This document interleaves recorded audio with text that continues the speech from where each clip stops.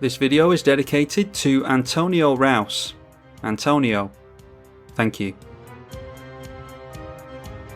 Vilis, Broker of Blood versus Golos, Tireless, Pilgrim, God Eternal, Oketra, and Alela, Artful, Provocateur.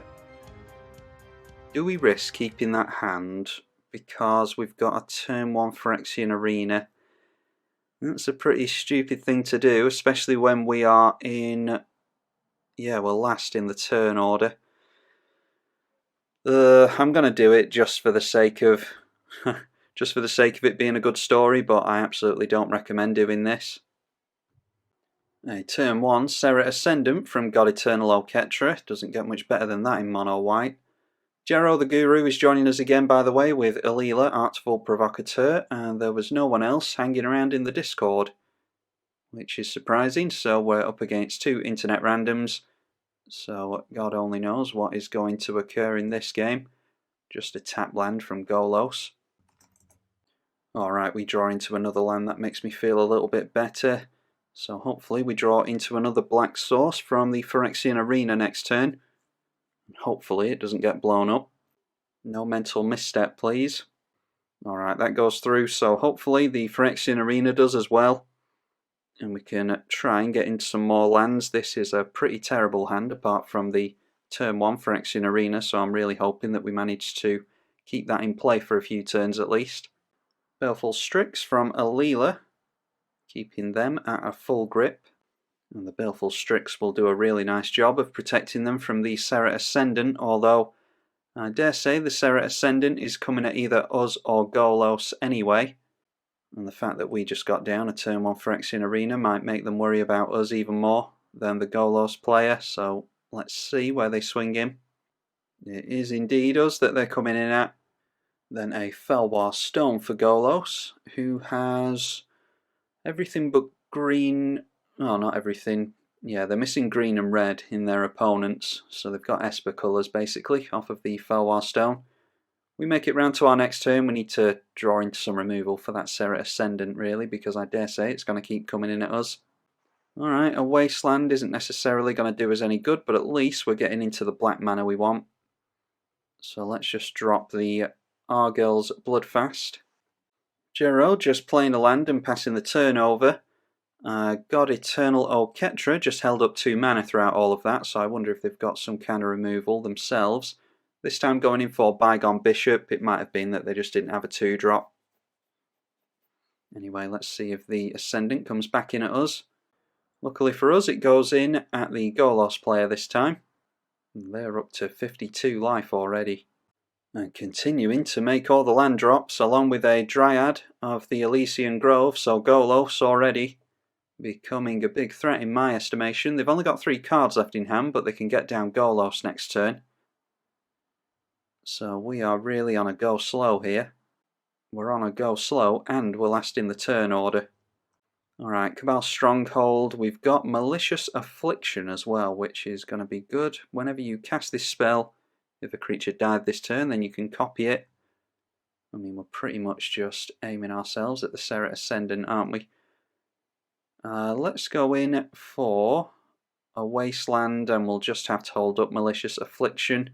If I need to, I'll put some mana into the Bloodfast as well.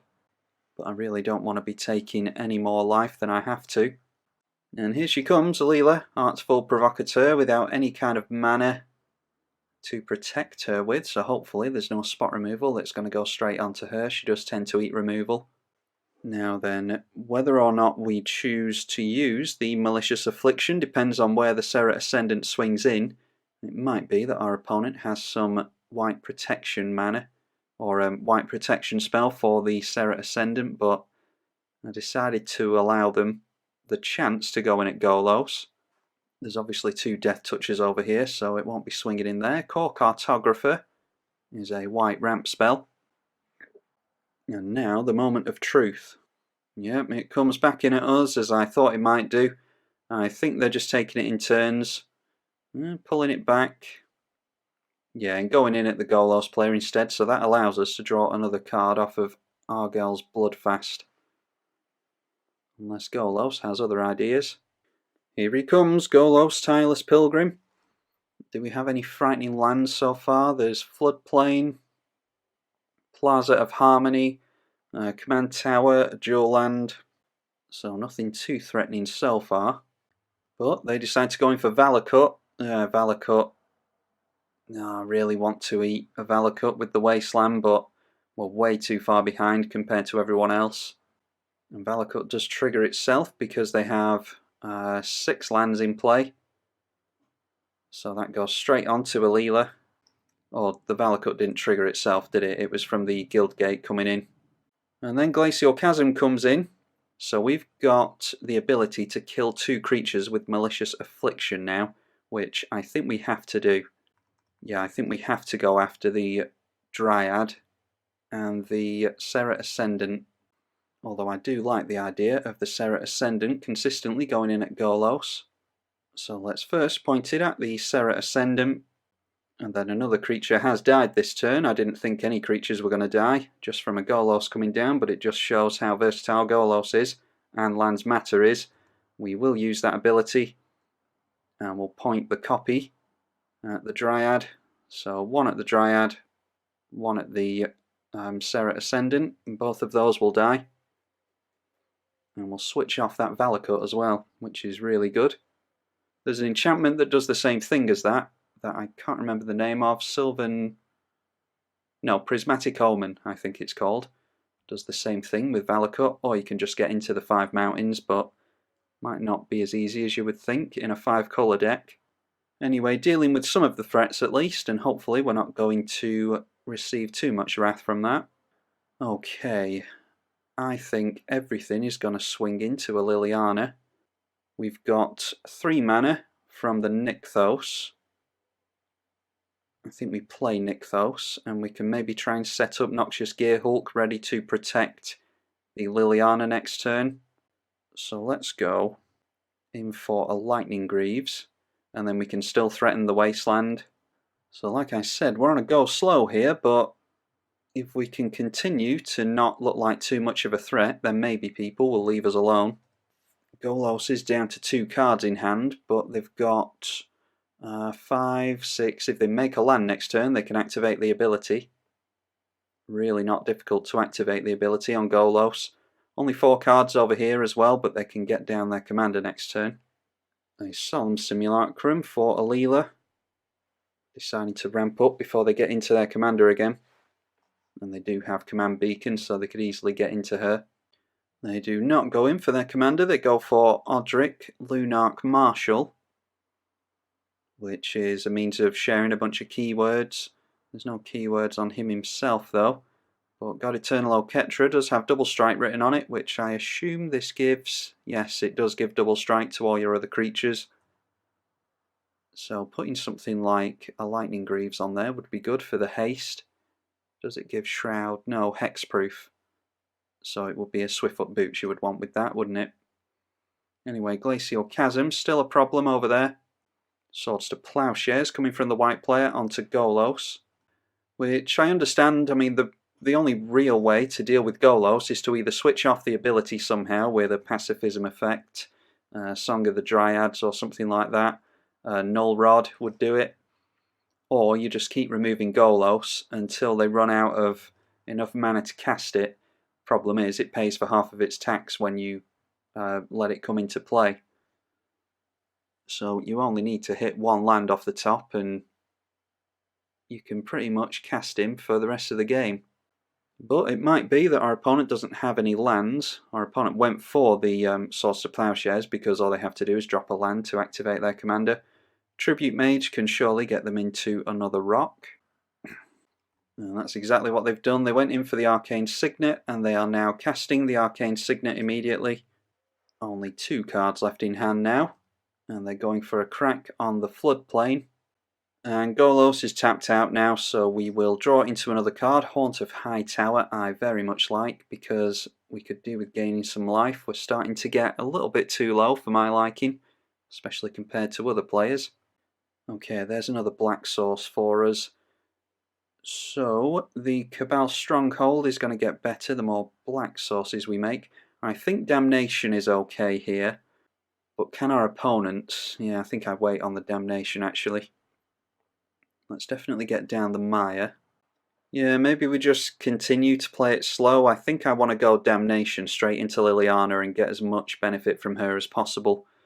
So maybe we just go for the Lash Wraith. Let's crack that thing, because Lash Wraith onto Haunt of Hightower would be really good. Yeah, so let's go for Lash Wraith. And we'll continue to threaten our opponents with Wasteland. Okay, actually... I removed auto yields about 100,000 times there with Odric on the stack, but the client didn't allow it for some reason, so I was going to put the Lightning Greaves on there. I don't think it's going to matter. I doubt anyone will point removal at this thing, but if that's relevant, then we can blame the client. I mean, I shouldn't have auto yields up before I'm finished, but I did remove them in time. Anyway, Alela may be coming down again here. Unfortunately, no protection for her still. Yep, here she is again. Palace Jailer. That can just exile one creature, I think, can't it? A target creature an opponent controls, yeah. So they're just going after the Alela again. Yeah, that's pretty rough. So Alela continuing to eat removal. This is the trouble that I found with her as well, is it's really, really tough to keep her in play. Might be that they've got a removal spell and they want to put the Alela under the Palace Jailer. I don't know if I am going to wipe the board next turn. I would tell Jero that I'm going to wipe the board next turn and therefore put the Alela under there, but I don't actually know what I'm doing. Anyway, she does go back to the command zone, and then the white player continuing to hold back. They draw another card from the Monarchy, which Palace Jailer does come in with, deciding to continue to pay life into the Glacial Chasm, and now tapping out for Golos to come back out. Command Beacon being cracked in response to that to put Alela back into the hand, and it might be that they've got a Crucible of Worlds over there. Crucible of Worlds with Command Beacon is a really good combination, and it would fit well in Alela.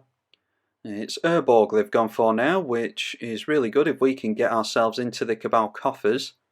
It also allows them to tap their Glacial Chasm for mana as well. Now then, let's see what we draw into here. The Cabal coffers would really catch us up on mana with that Urborg in play. A Bloodchief Ascension, that's a very good means to get a bunch of hate drawn onto yourself. Alright, well, we're playing a land for sure. And we've got all the black mana we need. We've got 6 black mana. I think we go Haunt of Hightower. This is Phyrexian mana to equip. So that will make our Haunt of Hightower a 9/9 with Flying Lifelink and Haste. There might be a Path to Exile over here, but I think it's worth risking. Worst case scenario is if we take a bunch of damage from the white player, which we may well do if there's double strike there.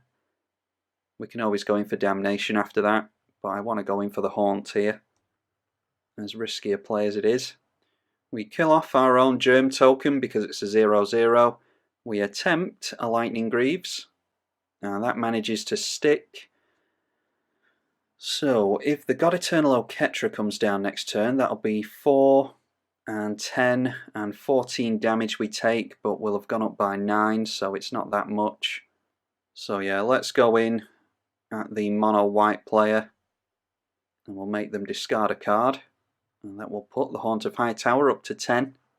I think the Noxious Gear Hulk onto the Odric is going to be a good idea next turn.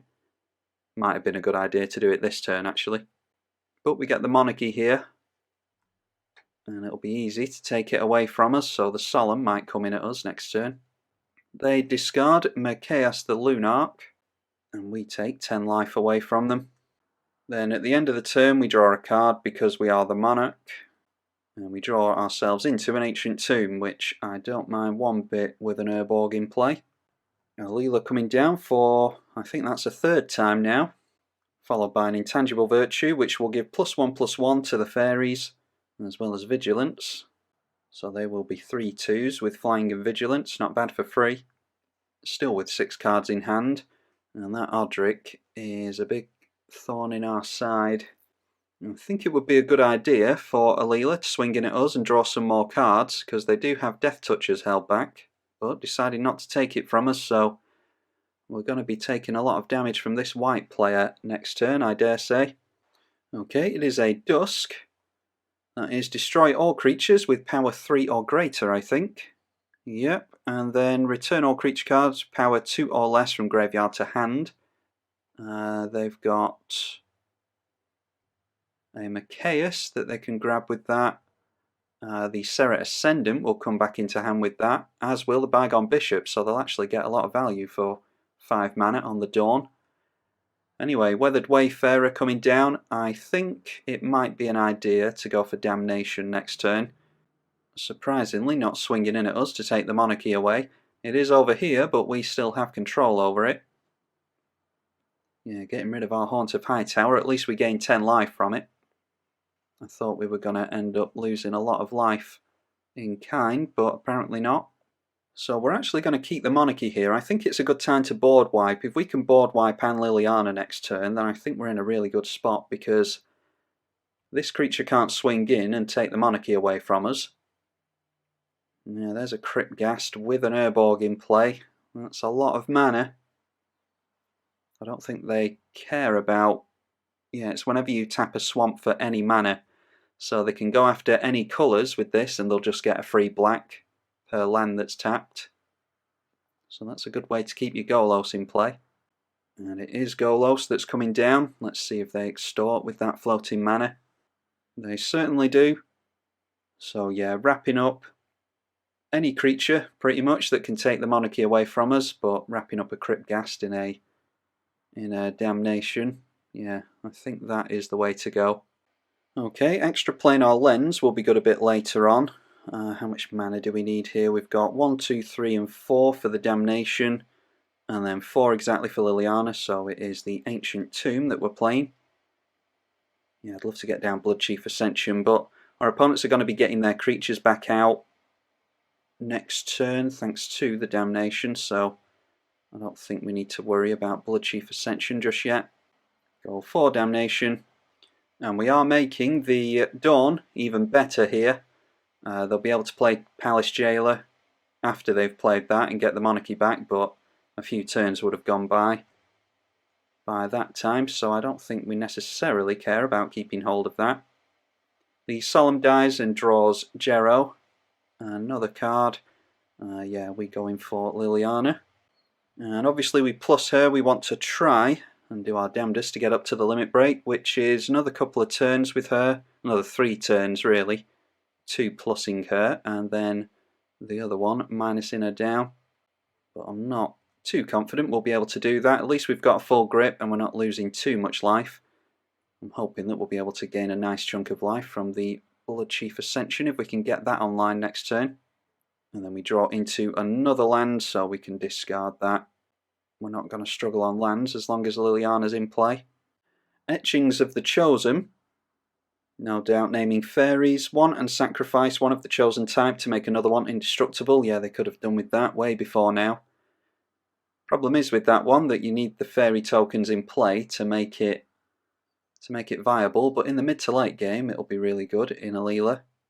Then a Bastion of Remembrance, which is an aristocrat card on an enchantment. Haven't had chance to use that one all that much, but yeah, I really like the idea of this one. So that does bring in a 2/2 with Vigilance, which is a threat to our commander, or a threat to our Planeswalker, I should say. Speaking of our commander, I might be able to get that down next turn. Mind Stone for the white player. Yeah, the monarchy's a little bit funny, but we can see they've got 4 untapped lands there, so 5 mana in total, which might mean their commander. Okay, they went for a cracking of the Mind Stone. Curiously, they've only got 1 card left in hand. I think I would have concentrated on the Dawn there personally, but deciding to pass. So not as many creatures coming in as I would have thought. The Gitrog monster comes down, that's a good one, and a Grasslands is being sacrificed, so that will draw them into a card. Yeah, I think we point the Noxious Gearhulk at Gitrog. And then we've got a good blocker for the token as well, giving us another turn with Liliana. And if we can just manage to leave her in play long enough and keep other people's creatures out of play, then we should be able to get the limit break off with her. I've done it a few times before. Okay, Thassa. I don't think that needs devotion, doesn't it? Yeah.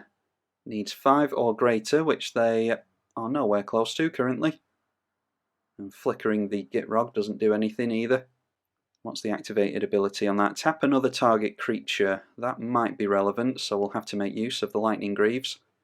You might notice that I've got a stop on the upkeep for the Phyrexian Arena. That's because sometimes you'll draw into Vampiric Tutor off of Phyrexian Arena, and then you want to stack the top of your library for the draw step, but we have not done that this turn. Okay, Bojuka Bog. Oh, Bojuka Bog on there is just gonna really slow down God Eternal Oketra, isn't it? Let's plus her again before we do anything else. Yeah, I think we're absolutely going in for that. Let's go for the Bojuka Bog. Get rid of all of their graveyards so that the Dawn isn't of any use to them anymore. Then we go 1-2 into Arcane Signet, which will leave us with 4, 5, 6 for the Noxious Gearhulk, then 7 for the Bloodchief Ascension. I think that's okay. So that definitely goes on to the Gitrog monster, and we'll gain a little bit of life from that as well. Put the Greaves on there. Actually, should have put the Lashwraith on there, shouldn't we? But not to worry. Not really all that bothered about what the power and toughness of this thing is. Get down the Bloodchief Ascension, and how much life? It's just any amount of life people have to lose, isn't it? Oh no, it's 2 or more life. And because this thing has Vigilance, it may well swing in, and it can deal 2 damage to someone, which means it may well put a quest counter on Bloodchief Ascension. Jero may well not want that to happen though, so they might sit back. Still 7 cards in hand over there, and it's a Spear of Heliod. So that jumps up to a 3-3. And deciding not to swing in, so I don't know if that's because they don't want anyone pointing more removal at them, or if it's because of this, but either way, Bloodchief Ascension is not getting any counters on it this turn. Probably won't be getting any for a while actually. A Goldmere from the white player, followed by the God Eternal Oketra finally coming out. And I've noticed that the Glacial Chasm has gone down as well, so we can actually deal damage to Golos now if we want to. It might be that Golos holds up enough mana to tap down our Vilis when that comes out. So we'll just have to see how they play this. Ah, that's a shame. I did say in the lobby not to scoop early, but of course people just totally ignore that whenever they feel like it. Yeah, they didn't say anything, they just scooped, and the mono white players complaining about us exiling their graveyard as well, so there's a little bit of, well, maybe a little bit of salt here. May well have been that the Golos player had an emergency, but I highly doubt it. Now then, in response to the Phyrexian Arena, Alela is tapping down mana. Alright, it's Thespian Stage. Noteworthy that the Urborg isn't in play anymore. And Thespian Stage is just going on to the dual land. So they have 2 sources of black and white. Okay, a Mana Vault for us. I think I'll play that this turn. And an Obnixilis going on to God Eternal Oketra sounds like a good idea. So let's plus on Liliana. We'll play the Snow-Covered Swamp. And then our Vilis is 8, I think. 5, 6, 7, 8. That's 1, 5, 6, 7, 8, which doesn't leave enough for our commander. Yeah, we don't have all that many. But we could tap down the Nykthos. Let's do that now, because we're definitely going to be tapping Nykthos. And yeah, that gets us into 8 straight away, so let's go for the Vilis. We'll pay a couple of life into the Lashwraith, and that'll draw us some cards off of Vilis as well. We draw 2 cards from each of them. There's that. Vampiric and Demonic Tutor are stuck together. So there we go. That is now a 12-12. And then I think we go in for, and then I think we go in for the Obnixilis to get rid of the God Eternal Oketra. And then how about a Mana Vault, and we'll play the Burnished Heart just as another blocker. And there we go, the mono white player decides to scoop as well. So not showing us all that much patience. Let's see if we can get rid of Jero. We've still got the Monarchy. The white player doesn't take the Monarch with them. We have dealt damage to someone. I doubt Bloodchief Ascension is going to be all that relevant now that two players have scooped on us. But we'll put the counters on anyway. And we will get rid of a swamp, another swamp. Read the Bones isn't going to be all that relevant either. So it's just a case now of getting a flyer into play for Jero, but they haven't done too well on the mana front, unfortunately. I mean, we've really been limping our way up to this point ourselves. You saw the opening hand I kept, and we haven't gotten into all that much mana ramp. But there is a flyer, Arcanist's Owl. When it enters, look at the top 4 cards, reveal an artifact or enchantment and put it into hand. The rest go on the bottom. So we need to find a means of removing that. We've got Spine of Ishsar, which gets rid of any permanent, I think. Yeah, destroy a target permanent. So if that's the only flyer they've got, we should be okay next turn. And then it's a Swiftfoot Boots from our opponent, so they're showing us that they don't have anything. I'm not going to bother tutoring with the Vampiric Tutor. We'll just get this over and done with as soon as we can. So it's Phyrexian Arena to start off with, and Mana Vault we are not going to untap, which will lose us a life and draw us a card from the Vilis. Oh, and we'll draw another card from Phyrexian Arena with Vilis as well, won't we? So yeah, we're about to draw a boatload of cards. Alright, like I said, just going to get on with it. Let's get the emblem with Liliana. We have successfully done that. Drop the swamp. Each of our swamps taps for 4 mana. So we'll just go like that. Going for Spine of Ishsar. That obviously goes at the bird. Yeah, they would have had a better time there. If they had an additional mana, then they could have gone for the Swiftfoot Boots, but that's just unlucky. They drain us for 1, so we're actually going to draw another card here from Vilis. Yep, so that is that. We'll just swing in with Vilis, and that is commander damage. And it's a good game to our opponent, so a big thank you to Jero for playing it out, and apologies for the other 2 players who decided to scoop it up. People really hate it when I bring it up, but I shouldn't scoop early like that, because for all our opponents know, 6 cards in hand over here, and they might have gotten into a board wipe, especially in Esper colours. There's plenty of white cards that wipe all the permanents in play. So yeah, should have played it out for at least another turn or 2 there, but they decided not to. There's not a whole lot we can do about it. Jero and I were the only ones online. So big thank you to him, and hopefully you all enjoyed it. Be sure to leave it a thumbs up and subscribe if you did. I'm tribalkai on the EDH channel. Thank you for watching.